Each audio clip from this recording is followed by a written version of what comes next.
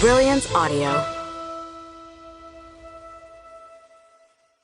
Plenty, a memoir of food and family, by Hannah Howard, performed by the author. Finding my people has always felt crucial.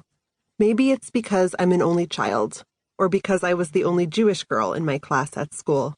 I've always had the sense of being a bit weird, a bit of an outsider, a feeling that slowly lessens, of course, the further I get from middle school. In high school, my family moved from Baltimore to New Jersey.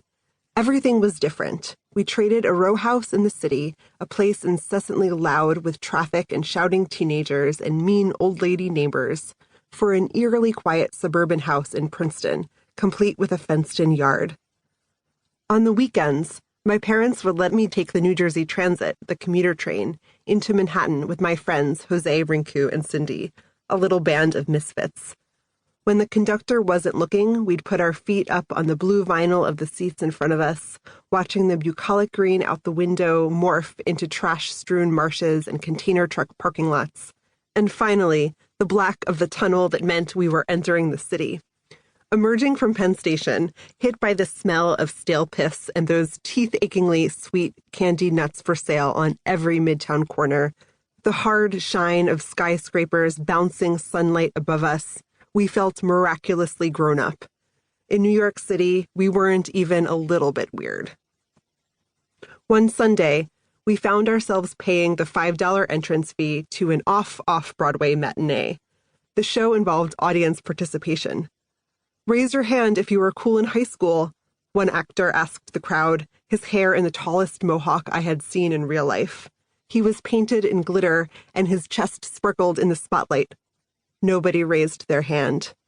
My friends and I exchanged conspiratorial glances. I took it as a sign from the universe. Maybe I was going to be okay. I've worked in food and hospitality since my first summer job, scooping gelato in Hoboken. When it was slow, I read Anthony Bourdain's Kitchen Confidential under the gelato cart's awning. I loved food entirely, but I also fell hard for that Bourdainian swagger, that machismo, the wild intensity that seemed intrinsic to the restaurant experience. Part of me saw the aggressive culture as a challenge. I was tough, too. In real life, the adrenaline rush of a busy night of restaurant service was even better than I had read about. I started hostessing for a Michelin-starred French restaurant on the Upper West Side, and then took a job as a server in a cheese and wine bar. My new world was rough around the edges, but sophisticated. The work hard in a physical and mental way I hadn't yet experienced.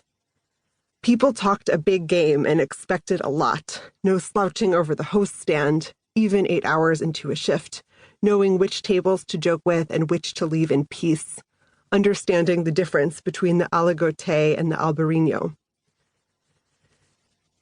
The restaurants were run according to a strict hierarchy, a tradition dating back to Auguste Escoffier's military-inspired brigade system, and stubbornly integrated into the restaurant world's psyche to this day. Through college, I felt as if I was living two lives, student and restaurant person. I loved that second identity. I loved the people. They were brilliant, challenging, and totally different from me. I loved the physicality of a shift on my feet and how tired I felt by the end of it, how sore and how satisfied.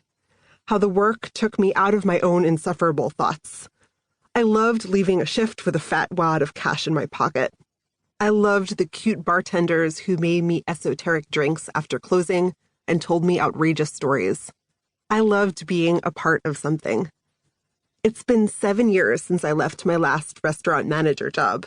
I didn't leave the world of food entirely, just the working in a restaurant every day and every night life, which I found ultimately too exhausting and too brutal to sustain.